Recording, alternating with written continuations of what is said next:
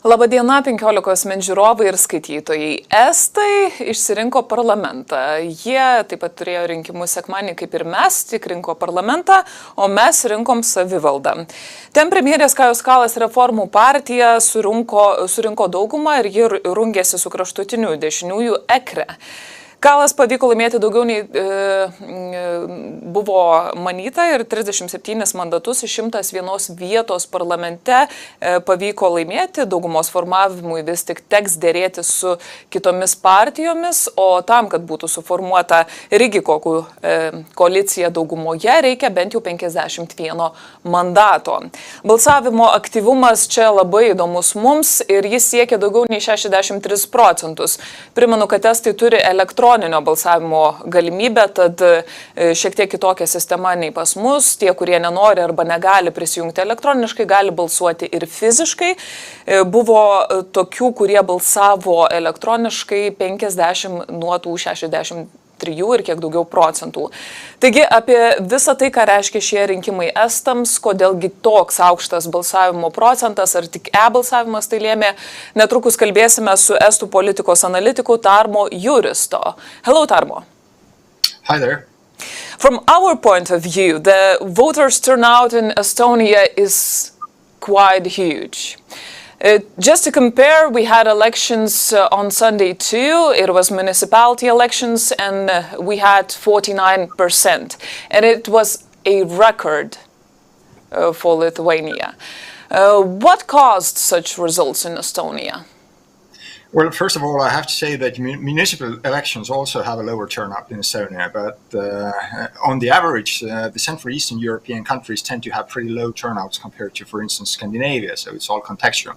However, it is true that Estonia, this weekend, we had not actually the record turnout, the highest one was in the middle of the 90s, but in the recent years, by far the highest turnout.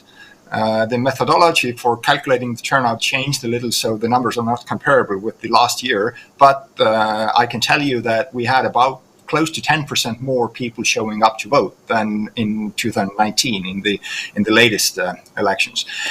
Coming to the causes, I think probably the main reason is that it was a very strong opposition between Reform Party and EKRE, as you said. On the liberal and the far right, and this helped to mobilize the young voters in towns who have normally been less active. And we'll still have to wait for the final numbers, but it seems that this was one of the main drivers behind the high turnout. And what about compounding or calculating methodology compared to 2019?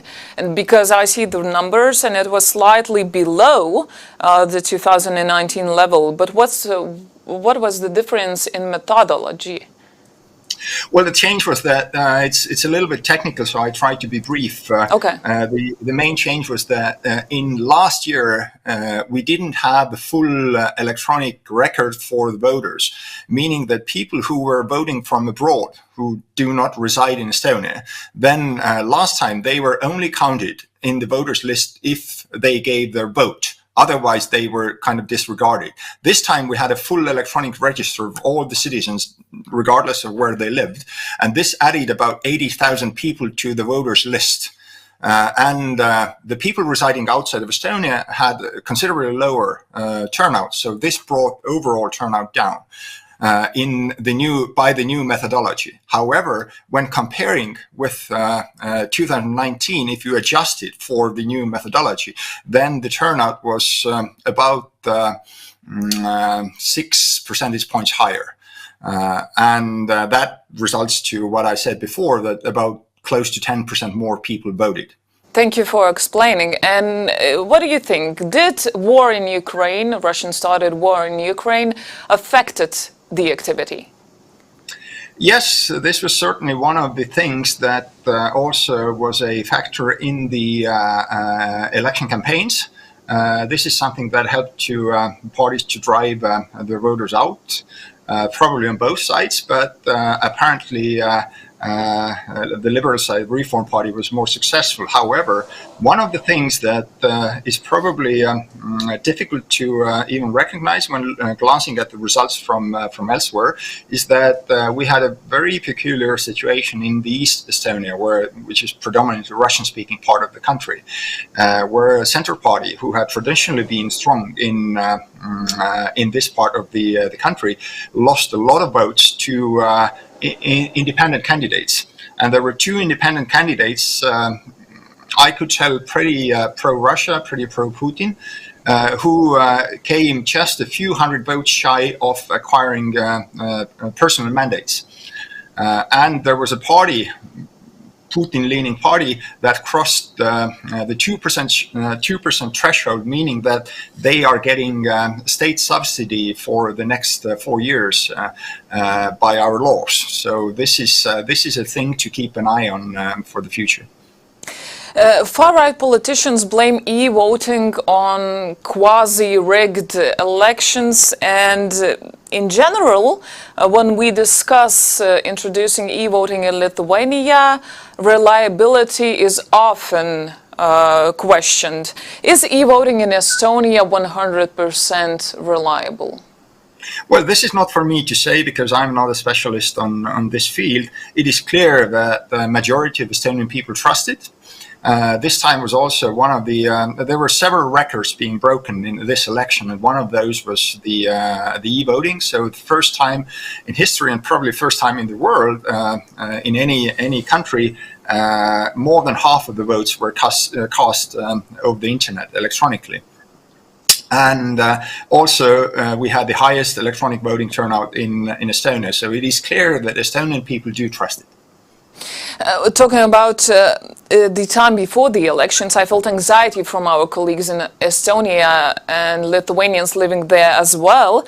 Anxiety came from the possibility of far-right politicians forming the coalition in the parliament and taking over the majority in the parliament. Were you anxious as well? Well, far right was never to take a majority in the government, and we have had EKRE in the government before in the previous election cycle for 2 years. It was not a happy time for liberal people, for us, but this is something that has happened before. And obviously, it was a concern that EKRE might be able to form a coalition with the help of Centre Party and Pro-Patria, with whom they were governing in the previous cycle. However, it didn't look very likely already a few weeks before that they could get enough votes for all the three parties to gain large enough majority to form a working government. At worst, we were expecting kind of a hung parliament, where neither side, neither the liberal or the side led by EKRE, potentially could form a strong working government. So this was something that was possible by the numbers, but yes, eventually, as you said, we had a liberal landslide. So the liberal coalition is what is being negotiated right now is going to have about 60, or actually exactly 60 seats in the 101 seat parliament. So that's a very comfortable majority. Yeah, by the way, talking about majority, I saw different possible outcomes of forming the majority, and the next phase is coalition formation led by the K.Kallas Reform Party. Will there be strong enough majority? You said yes, but I've heard that maybe 51 or just above it might be possible. No, 51 is not enough to form a government in Estonia. Actually, you could technically vote the government yes. power, yes, but in reality, you would need at least 54 seats in the parliament to control all the parliamentary committees. And if you don't control them, then it's going to be a very painful time governing. So yes, you would need at least 54. You would comfortably, you would go for 55, 56 seats at least. And, if you look at the numbers, even theoretically, it is impossible for EKRE to form a coalition without pretty much everyone else teaming up with them against reform. So I think it's pretty fair to say that, I don't know if this government will materialize. That is being negotiated right now. I don't know if this coalition will last 4 years. So far, ever since from 91, no government in Estonia has lasted the whole election period. But whatever happens, it is extremely, extremely unlikely that we will see EKRE in the government in the next 4 years. And talking about the strong or weak majority, what could you tell about it? Just we could get a prognosis on how strong will be Kaja Kallas and her party in Estonia. Well, there's not, unless we're going to have some kind of extraordinary election, there's Kaja Kallas party is going to have their 37 seats in the parliament for the next 4 years. So this is a very commanding position. It's not a majority, 51 seats would be a majority, but they will be in the driver's seat for the next 4 years, whatever happens with. They have a choice. They can form different governments. They went for the most liberal one, but they could make a government together with Centre Party and someone else. They could bring even Isamaa along, who's a conservative party here. But Isamaa, who was a kingmaker throughout the last 4 years, so they could actually determine which governments will get formed, have their wings severely clipped. So they have lost this position definitely, where they can call the shots. So it's unlikely that they will have anything close to the leverage they had in the previous 4 years. So I still maintain that Estonia is going to have pretty liberal 4 years. Would you tell that anxiety of far right forming the majority, or at least taking more seats in the parliament, is lost now? And it is? Is it? What do you think? I think there's a sigh of relief at the moment. It is. When you look at the numbers and say that for 4 years, this is not going to be an issue. However, we're going to have local elections in 2 years. So we're going to have another general election in 4 years. So who knows what happens then? So I think it would be wise for everyone to keep that in mind, that this was not the last election, and EKRE is not going to go away. So the far right has suffered a few losses throughout Europe in the recent times, and they definitely suffered a loss this Sunday in Estonia. They actually suffered a huge loss in Estonia. They were earnestly going to the election with the hope of winning it. So it wasn't really a realistic that they could, but they were telling their own supporters that they could be the winner, or at least they could name the next prime minister. So now they're out for the next 4 years. I'm sure that they will recoup. They will gather their forces, and they will try to come back. And as you probably had the same situation in Lithuania a year ago, when the energy prices went up, when the inflation went up. So this is not something that these sorts of things could happen again.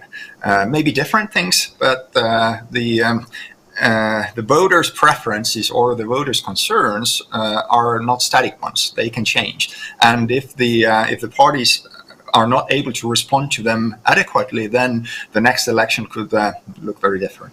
Well, you would need LNG terminal to get from Finland. No, we actually have the terminal. We don't have the ship, but okay. Looking at the LNG prices, the world looks very different now compared to what it was a year ago. Okay, and let's talk a little bit about Kaja Kallas. There were talks about how Kaja Kallas might become a NATO General Secretary. And would you agree that her international career is paused after the elections and turned more towards national politics? Well, this is a question for Kaja Kallas. I haven't had time to ask her, but Sorry about the sound.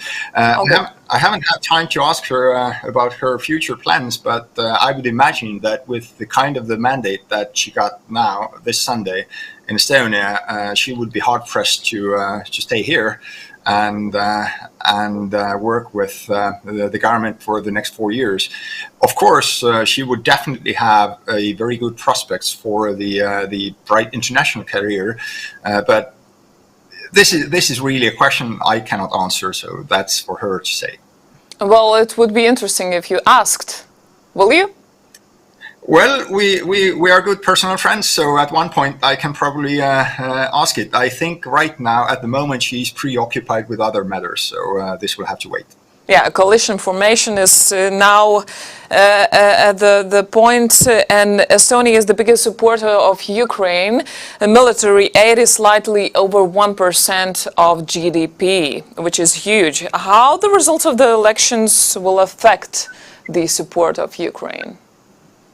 Well, so far, I would say that in terms of Estonia, there's not going to be change because K.Kallas was a prime minister before the election as well. So this election will just assure that the current policies will continue. Even in the previous government, there was still a pretty broad support for supporting Ukraine. EKRE was on the opposition, making noises to a different degree. However, it is interesting to see how the international media has picked up the Estonian election results and has underscored that this will ensure the continued support for Ukraine, not only in Estonia, but also in Europe, where K.Kallas has been one of the champions for supporting Ukraine more, for taking a tougher line on Russian sanctions, for rallying the support from different countries. So it is important not only in the Estonian perspective, but also in the international one, that this line is going to continue. It will continue. Well, I'm not even questioning it, but will it grow? What do you think? I think that K.Kallas has now a pretty free hand in terms of, at least in Estonian politics. Regarding the international ones, this remains to be seen. Estonia is still, in international politics, unfortunately, regardless of all the good work that Estonia has, or K.Kallas has done, Estonia is internationally a small player in the international politics. So there are interests of countries like France and Germany, which we cannot determine, and they have very different position from Estonia and Lithuania, who are living right next to the Russian border. However, it has been comforting to see that the commitment from the NATO partners, from the international coalition, seems to be really strong, and hopefully this will remain so, and probably, just as you said, will grow stronger. So the people will remain as determined as they are, and will continue for pressing for the win of Ukraine. Thank you very much for your time here and for the great connection. Internet is good in Estonia as well as in Lithuania. So thank you for your time and interview and answers. Mes kalbėjome su politikos apžvalgininku, politikos analitiku iš Estijos Tarmo Jüristo.